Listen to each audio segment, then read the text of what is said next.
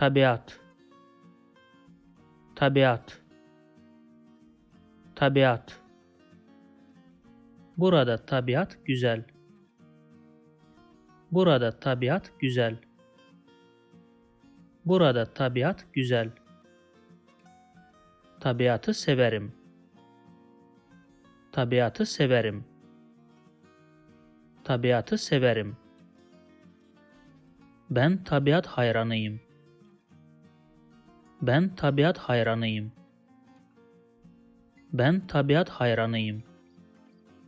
If you liked this video, please subscribe to my channel below for more videos on Turkish grammar, vocabulary and pronunciation. Also, if you think this video can benefit somebody else, please share it with them.